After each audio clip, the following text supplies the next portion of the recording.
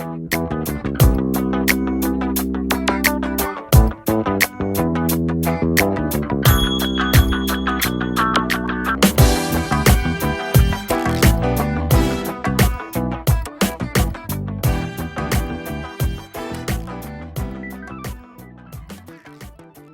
um assunto que cada vez mais cresce no dia a dia, no consultório, no dia a dia.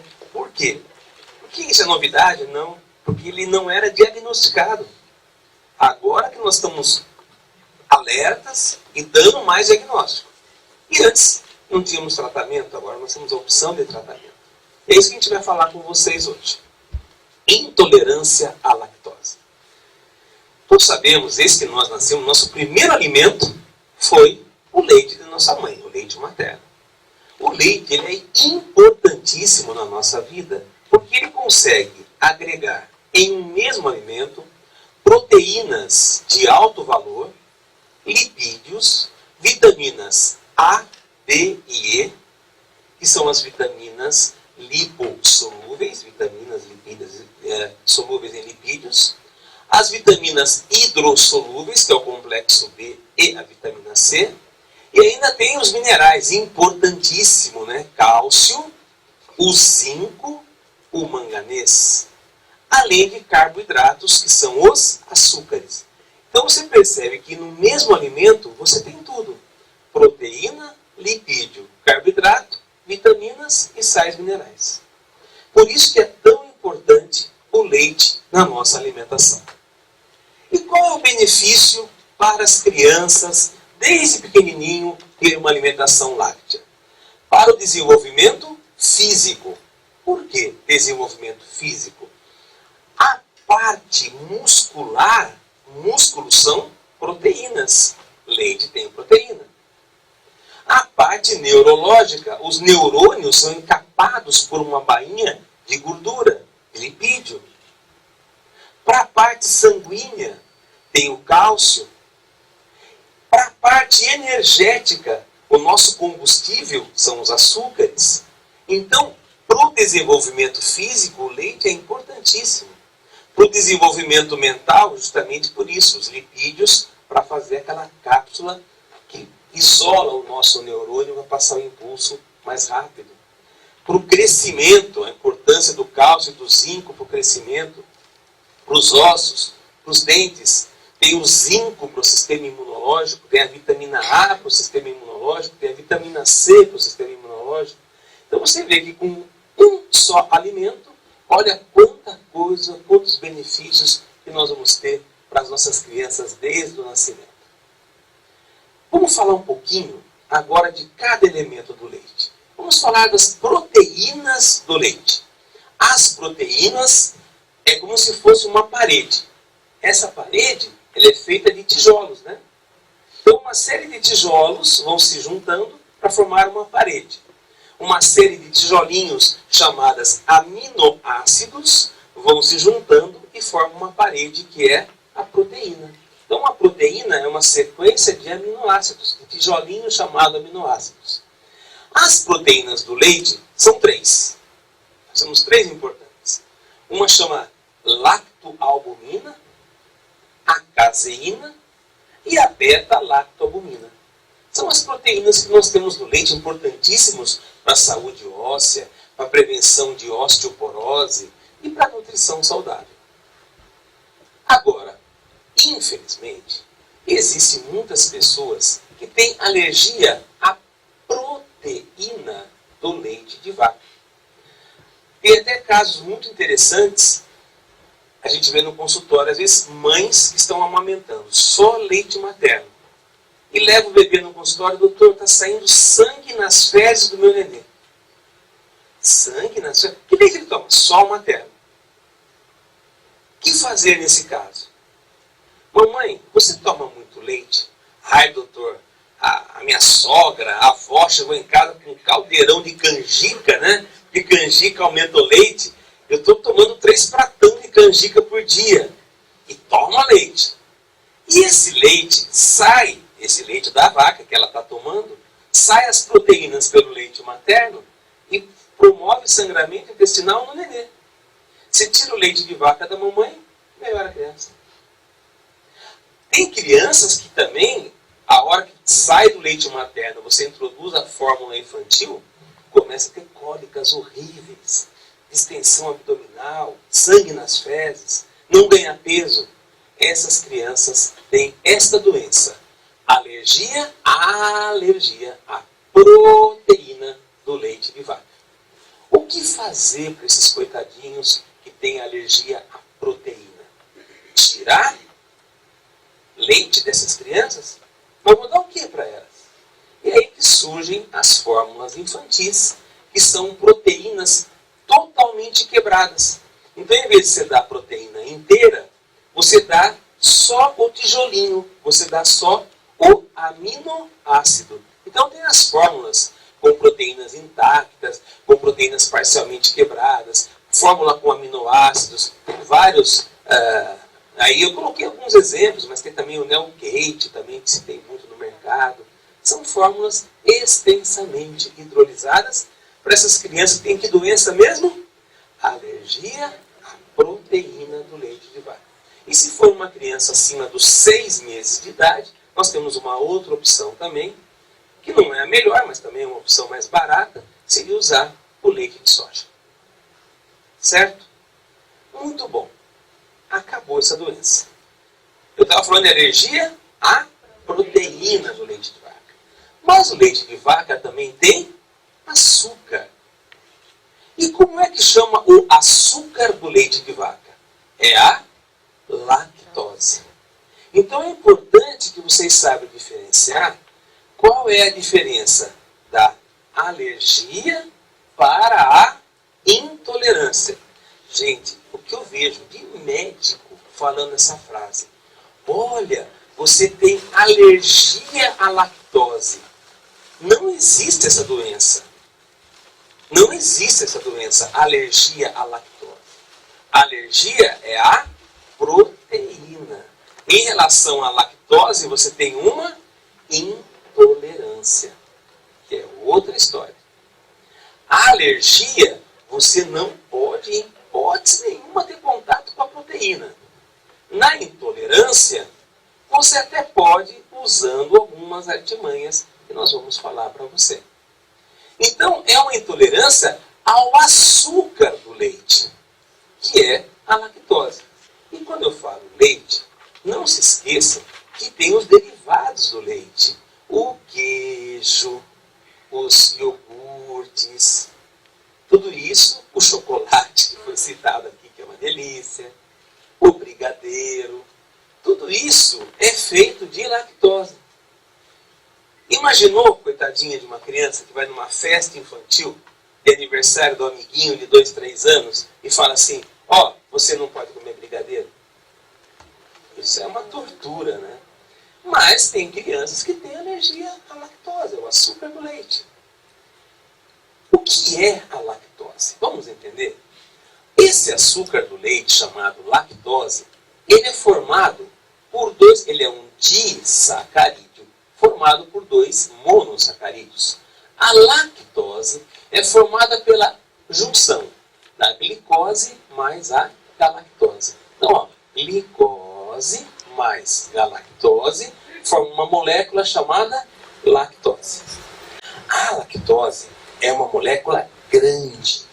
O nosso intestino não consegue absorver a lactose. Então eu tenho que, no meu intestino, quebrar a lactose em glicose mais galactose.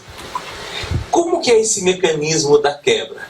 É igual um mecanismo que nós chamamos de chave fechadura, aonde a lactose ela vai servir de substrato para a enzima. Então aqui está a lactose. O que é enzima? Toda enzima é uma proteína também. Essa enzima vai se encaixar direitinho, como uma chave encaixa numa fechadura, para que aconteça a quebra. Então, enzima também é uma proteína que quebra. E como é que você dá nome para a enzima? Você pega a terminação do substrato, que ela vai agir, e termina com ase. Toda enzima termina com a palavra ase. Então vamos tentar dar nome para a enzima que vai quebrar o substrato lactose. É a lactase. Então é só você colocar a terminação ase. Quem quebra o amido? A amilase, a proteína, a protease, lipídio, lipase, sacarose, sacarase, lactose, lactase, maltose, maltase. Então, ase é a terminação para enzima. É a chave que vai abrir a fechadura. A lactase é a enzima que quebra a lactose. Aqui está a lactose vem e quebra a lactose em galactose mais glicose. E o que o nosso intestino absorve para ter funções energéticas é a glicose mais galactose absorvida no intestino, cai na corrente sanguínea e vai para todo o corpo para nós fazermos o metabolismo. Muito bom. É assim que atua a lactase. A lactase vem e quebra a lactose em glicose mais galactose. É isso que acontece no seu intestino. Agora eu vou colocar a seguinte situação para vocês. Nosso intestino é dividido em intestino fino ou delgado, que é esse daqui. São quase 12 metros aqui. E aqui, obrigado. O intestino grosso. Olha o grosso aqui, ó. O cólon ascendente, o colo transverso, o colo descendente, o sigmoide e o reto. Então aqui está nosso intestino. Pergunta: onde é que a lactase atua no intestino delgado? O intestino delgado é dividido em 3 partes. A primeira mede 12 polegadas. Daí o nome de 12 dedos ou duodeno. O duodeno é a primeira porção do intestino delgado. Ele é uma letrinha C. Depois do duodeno, tem uma parte grande chamada de jejuno. É justamente no jejuno que agem essas enzimas que quebram os carboidratos, os açúcares, as ases. Então a lactase atua no jejuno, quebrando a lactose em glicose mais galactose. Agora pergunto para vocês, olha aqui o intestino, que bonitinho aqui, ó. Aqui é o intestino delgado, duodeno. E depois o jejuno. E depois o íleo.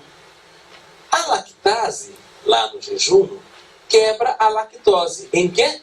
Glicose mais galactose. E elas são absorvidas. Muito bom. E aí vem a seguinte pergunta. E se você tiver uma deficiência ou ausência da lactase? Você vai conseguir quebrar a lactose? Não. Essa lactose que não é quebrada por você no intestino fino, no intestino delgado, ela vai chegar no intestino grosso. E o nosso intestino grosso é habitado por uma série de bactérias fermentadoras que moram no nosso intestino, também conhecida como bactérias da flora intestinal. E elas vivem do quê? De fermentar o que chega lá para elas, substratos que elas fermentam.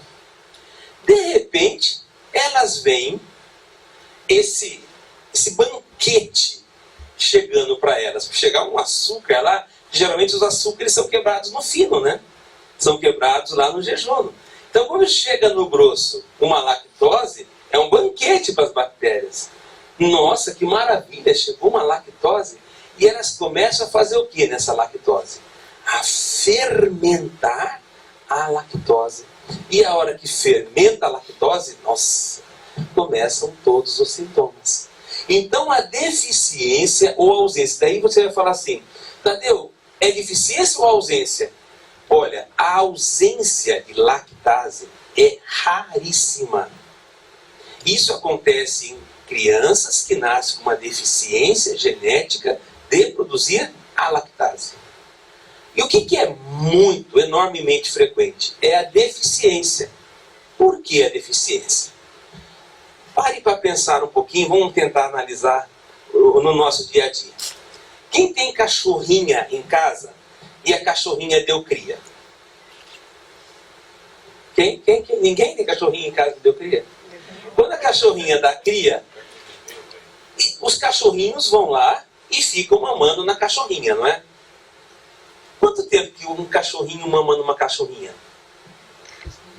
45, 60 dias, né? Essa é a média. E depois o cachorrinho vai fazer o quê? Vai comer ração, vai comer lá o que você der para ele. Quando nasce um bezerrinho, o bezerrinho mama lá na vaquinha, no máximo 2 meses, 3 meses, em alguns casos, para a vaquinha ficar produzindo leite, então eles deixam o bezerrinho mamando lá um pouquinho mais. Mas aí o bezerrinho vai fazer o quê? Comer capim. E nós, quando nós nascemos, nós mamamos também na nossa mãe. Mas chega uma hora que nós vamos comer a nossa comidinha, não é? Muito bom. Por isso que o leite materno é o que tem maior teor de lactose de todos os leites. Leite de vaca, leite de búfala. O maior teor de lactose é do leite materno. Então os bebês, quando nascem, eles nascem com alto teor de lactase. Muita lactase. Que vai quebrar o leite materno rico em lactose. Mas a nossa natureza é para que nós façamos uma transição do leite para a comida. E com o passar do tempo, nós temos uma redução das necessidades e uma redução no consumo do leite. Mas você vai comer outras coisas. Então, esta enzima lactase começa a se reduzir. E aos 5 anos de idade, nós temos uma taxa chamada taxa mínima de lactase, que vai persistir por toda a sua vida. Certo? Muito bom. Ou então, outra situação. Quem é que produz a lactase? São as células do intestino delgado, não é? Do duodeno. A célula do intestino chama enterócito. Isso é muito frequente no pós-diarreia. Então, tem uma diarreia. Você, uma criança, um adulto, um velhinho, tem uma diarreia. A diarreia é uma enxurrada. É uma enxurrada que leva todas as células da superfície da mucosa do intestino embora. Descasca. Tira fora as células produtoras de lactase. Então existe uma deficiência secundária de lactase no pós-diarreia. Então tem muitas pessoas que nem têm deficiência de lactase. Mas no pós-diarreia ela tem. E você, durante essas próximas 2 a 3 semanas, você vai ter que complementar ou evitar que a lactose entre lá. Porque as células produtoras de lactase foram descamadas na diarreia. Até renovar esse intestino e começar a produzir de novo, vai aí de 1 a 2 semanas. Certo? Isso é importante no pós-diarreia. Muita gente esquece que no pós-diarreia nós temos uma deficiência de lactase por causa da descamação, por causa da diarreia. Então, só para a gente recordar, estômago, olha a letra C aqui que eu falei, ó, que mede 12 dedos, duodeno, olha o jejum aqui, ó, olha o jejum. E aqui no finalzinho, o íleo. Aqui a transição do intestino delgado para o grosso, tem até aquele apêndice, que muitos já operaram, o apêndice secal. Aqui começa o grosso, cólon ascendente, o cólon transverso, cólon descendente, esse é o intestino grosso. Aqui estão as bactérias fermentadoras. Quando você tem a ausência de lactase, essas bactérias fermentadoras têm um banquete. Nossa, quanta lactose para eu fermentar. Ela não foi quebrada pela lactase. Esse paciente está com falta de lactase. E as bactérias começam a fermentar a lactase e começam os sintomas. Então, na intolerância à lactose, você vai ter sintomas que são decorrentes da fermentação bacteriana da lactose. Então, a lactose deveria ser quebrada pela lactase no delgado, dando glicose e galactose ser absorvido. Aqui estou bem, eu tenho a lactase, mas aqui eu não tenho a lactase. Então a lactose chega no intestino grosso, as bactérias fermentam, produzem ácidos orgânicos, muito gás, água e diarreia. Esses são sintomas de intolerância à lactose. Os sintomas principais são náuseas, diarreia, dor ou distensão abdominal, justamente pelo excesso de gases. Então, aquela fermentação bacteriana chupa muita água para o intestino, dando diarreia, dá cólica, dá dor, dá distensão, dá gases, dá náusea. E muitos pacientes vão procurar você na farmácia. Olha, eu acho que eu comi alguma coisa, eu acho que eu estou com uma virose, eu estou cheio de gases, diarreia, uma cólica horrível. Além de você dar um analgésico para aliviar a dor, você vai ter que auxiliar esse paciente a quebrar a lactose, a parar a fermentação. Quando você está dando um repositor de flora intestinal, um analgésico, você está tratando a consequência, você não está tratando a causa, que é a fermentação bacteriana. Os sintomas fruto da fermentação são justamente esses: gases, diarreia, cólica, o estufamento na barriga e as náuseas, aquele mal-estar. Esses são os sintomas clássicos da intolerância à lactose. Ficou claro, gente? Muito bom. O diagnóstico, então, como vocês percebem, ele é clínico. É uma dor abdominal em cólicas, um desconforto abdominal, uma sensação de inchaço no abdômen, flatulência, ou seja, excesso de gases, os borborigmos, são os gases andando na sua barriga, aquele... A diarreia com fezes volumosas, porque tem muita água, espumosas e aquosas. Náuseas, em algum caso, até vômitos. Esse é o quadro clínico clássico da intolerância à lactose. Intolerância à lactose é falta da lactase, é a deficiência da enzima produzida no delgado para decompor e absorver o açúcar. Se você não quebrar isso no intestino, chega no grosso. E existem 3 graus de intolerância: leve, moderado e severo. E aí que vai variar o quadro clínico do paciente. Então, a intolerância à lactose pode ser congênita, que é aquele caso que eu contei para vocês, raro, que nascem as crianças que não produzem lactase. A intolerância à lactase primária ou ontogenética, que eu vou contar essa historinha para vocês, que é justamente a história da lactase diminuir do 0 aos 5 anos, justamente porque a gente diminui o consumo de leite. E a intolerância secundária, que é esse caso que eu contei, no caso da diarreia. Tá? Esse gráfico é muito bonito. Intolerância à lactose, história e genética. A lactase atinge a atividade máxima durante o período da amamentação. Em seguida, uma progressiva diminuição até alcançar níveis muito baixos e deixar de existir na vida adulta. Então, ó, ele nasceu, muita lactase, e aí vai diminuindo até a vida adulta. E aí vem uma curiosidade. Por que será que aqui levantaram o braço, 3 levantaram o braço, tem intolerância à lactose? Mas por que será que essas 3 pessoas têm intolerância e as outras não? Você sabe que o mundo, nós vamos passando por um processo chamado processo de seleção natural. Os mais aptos sobrevivem, os menos aptos não sobrevivem. As mudanças, isso é a seleção natural.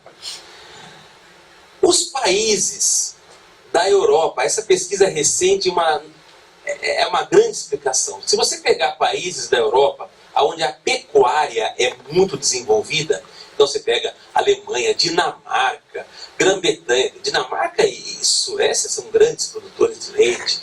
Os beduínos da Jordânia, que só vivem tomando leite de cabra, né? Eles são criadores de ovelhas. Você vai pegar essa população, você vê que quase que você não encontra nessas descendentes dessas gerações a intolerância à lactose. Por quê? Porque eles, desde pequenininhos, eles consomem muito leite, então a produção de lactase é muito grande.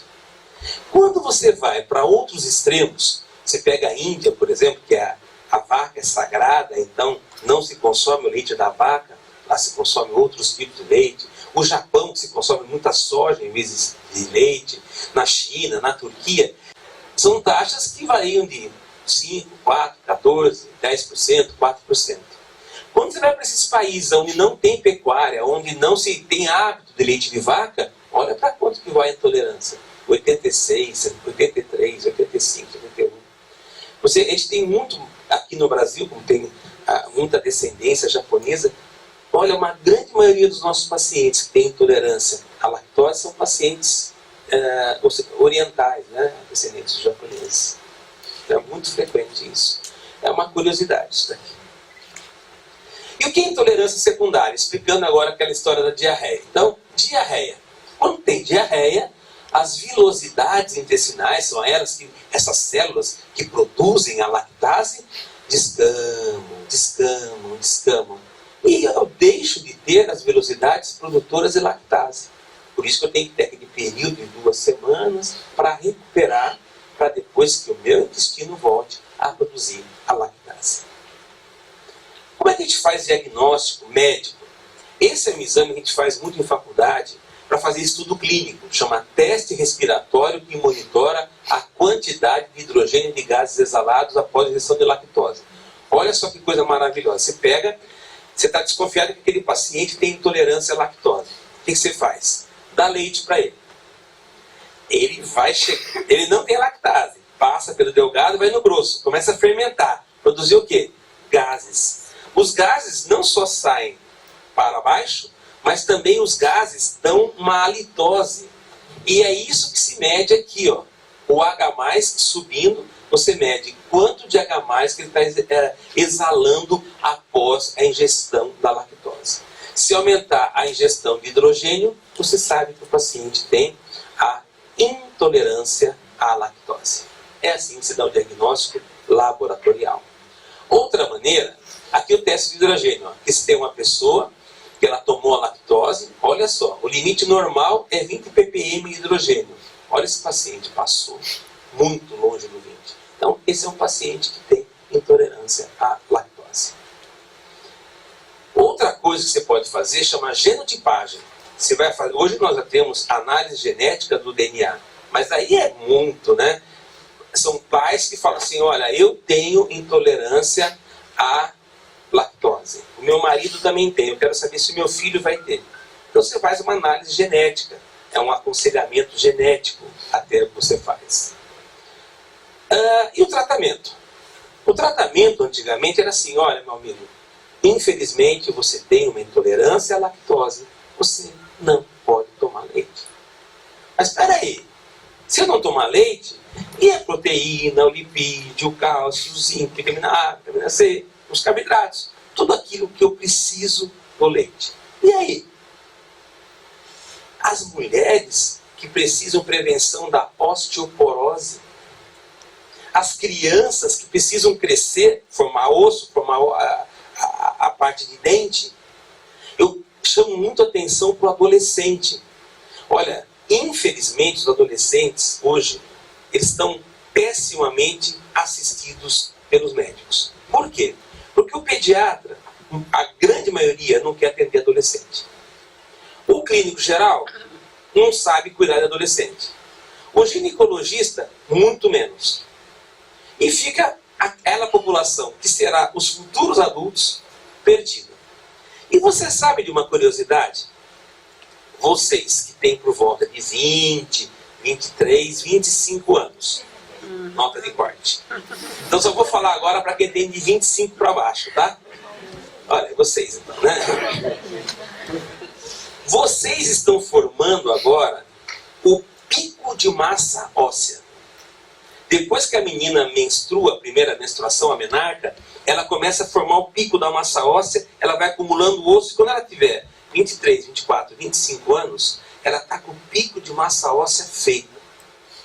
O osso que você tem com 25 anos será o osso que você terá com 50 anos.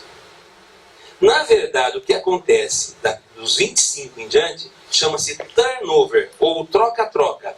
Troca-troca de cálcio. Sai cálcio, você repõe cálcio. Sai cálcio, você repõe cálcio. E aí, quando chegar com 50 anos, se eu quero, hoje na pediatria fala muito, vamos criar uma geração que não tem osteoporose. Eu tenho que investir na adolescência. Agora eu pergunto para vocês, adolescente toma leite? Primeiro porque eles falam, olha, dá gases, fermenta. Mas por outro lado eles tomam o quê? Coca-Cola. E a Coca-Cola, por que a Coca-Cola faz bolinha? Porque ela tem PO4 menos menos, ácido fosfórico. PO4 olha para o Ca, cálcio, mais, se atrai e forma fosfato de cálcio. Por esse pico. Quer fazer uma experiência? Isso aí, a minha esposa é psicóloga, né? Até hoje, meu filho tem 25 anos, mas até hoje ela me culpa. 12 anos de idade, a gente estava almoçando e ele se entupindo de Coca-Cola. Eu falei, filho, vamos fazer uma experiência? Nós estávamos comendo frango assado. Eu peguei o ossinho da coxinha do frango, falando, vamos colocar essa coxinha no copo de Coca-Cola? Eu coloquei, e na janta a gente vai ver quanto ficou. Ele deixou lá em cima da mesa um copo de Coca com o ossinho do frango dentro. Quando chegou às 6 horas da tarde, 7 horas, nós fomos jantar, vamos ver o ossinho? A hora que eu tirei o ossinho, como é que estava o ossinho? Um filetinho mole. Ele olhou para aquilo, meu filho até hoje nunca tomou mais Coca-Cola na vida. A esposa falou que eu traumatizei o moleque. Eu tenho que fazer terapia nele. Mas é uma coisa importantíssima. Não toma leite e toma quem quebra o nosso osso, em vez de formar massa óssea, né? Isso é muito importante. Então ele precisa tomar leite. Ah, mas eu formo gás, eu tenho intolerância. Dieta sem lactose significa você, alimentos ricos em lactose, não comer leite condensado, leite evaporado, leite em pó, queijo branco, sorvetes, nada que tenha nata. Outros alimentos com lactose, bolos de pastelaria, faz com leite, folhados, aperitivos, queijo, pudim, margarina, manteiga, maionese, sopa instantânea, bolo, batata frita, fruta, enchidos de são os presuntos, né? Salames, salsichas, molhos comerciais, vai leite, cereais de pequeno almoço, licores cremosos, tudo isso tem leite. Então você vai fazer uma mudança, você dá uma lista dessa na mão do paciente, o paciente muda de médico. Doutor, como é que eu vou fazer isso? Né? Você imaginou que vida maluca? E nada com molho branco, né? Tem mais isso aí. E aí, olha o risco. Se você tem uma dieta pobre em cálcio, olha aqui, ó, um osso normal, olha um osso com osteoporose. Esse osso aí, na primeira queda, fratura osteoporótica. E fratura osteoporótica é cama, é cadeira de roda. Que são fraturas vertebrais, fratura de coxa femoral. E é isso que a gente não quer que aconteça. E por que acontece isso? Não tem cálcio. Então, gente, o cálcio e a osteoporose. Olha só as necessidades de cálcio, olha aqui, desde um bebezinho até uma mulher de 50 anos, como vai crescendo as necessidades de cálcio ao longo da vida. E até uma coisa interessante, né? Quem mais precisa é o que menos vai ter lactase para quebrar. Então você vê que é uma coisa interessante. E vamos ver alimento que é rico em cálcio. O leite, ele tem 300 miligramas de cálcio, absorve 96. Não absorve nada se absorve 100%. O queijo 303 absorve 97. O tofu, aquele queijo da soja, tem 258, absorve 80, a couve, o brócolis, muito pouquinho aqui. Isso são alimentos ricos em cálcio. Que você pode chegar para o paciente e falar assim, olha, não, para prevenir a osteoporose, então, já que você tem intolerância à lactose, então você não vai tomar leite. Mas vamos lembrar, 240 ml, um copo de leite tem 300 miligramas de cálcio. Em segundo lugar, o tofu. Em 2 a 3 fatias, você tem 120.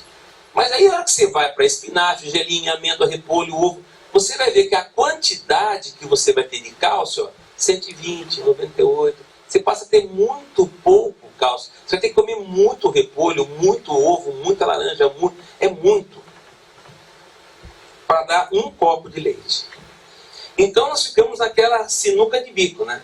O leite tem a lactose. Você tem uma intolerância à lactose. Os outros alimentos que não têm a lactose e têm cálcio, você tem que comer muito. E aí entra a grande novidade, que é a terapia de reposição enzimática com lactase exógena.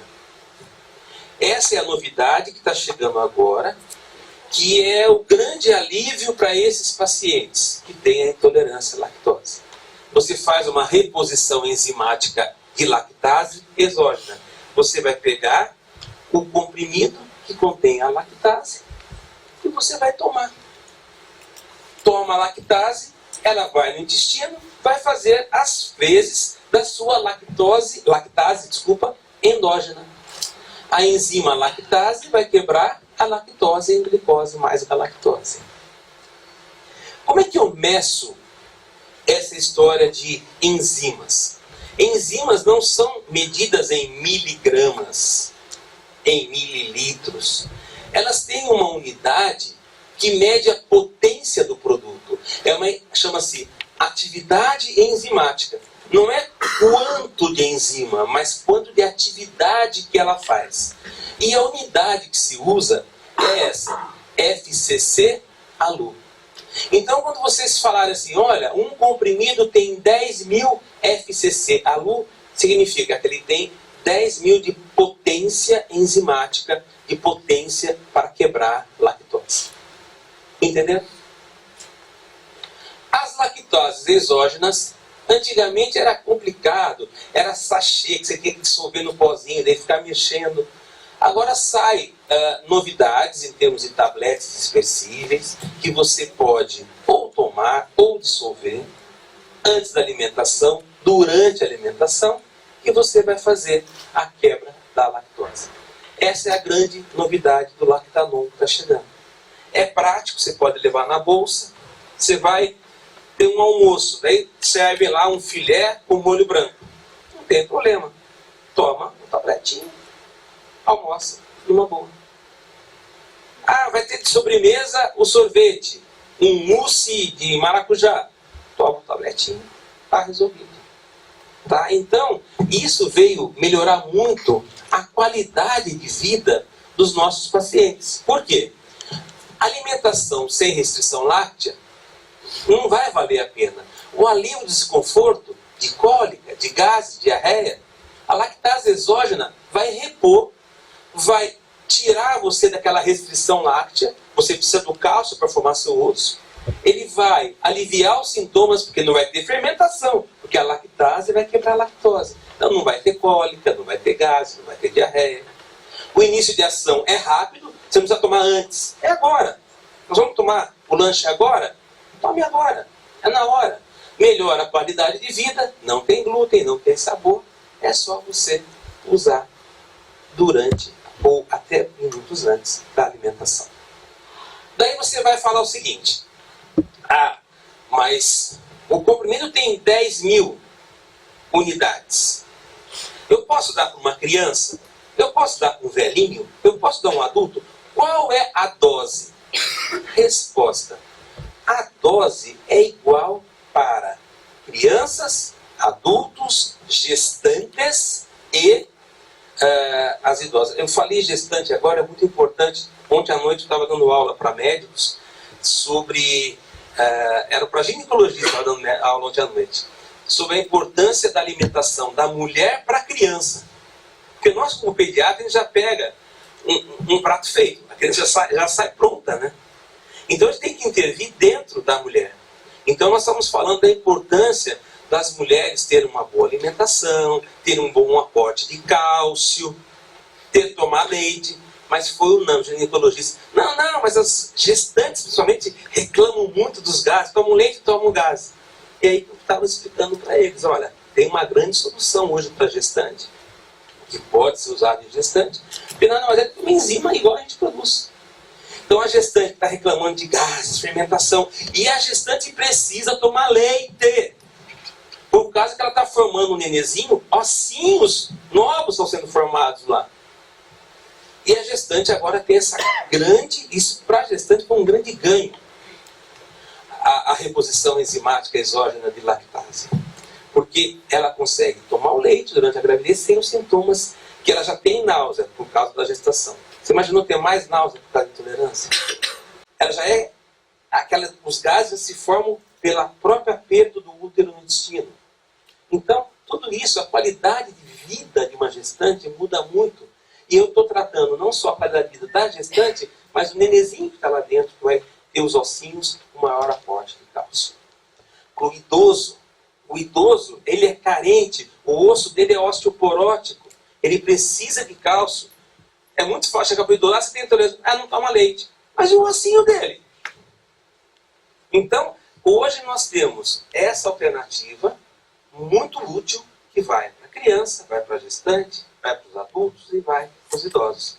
E com isso, a gente vai conseguir dar para os nossos pacientes, os pacientes que vocês vão assistir, qualidade de vida. Agradecer a presença de vocês.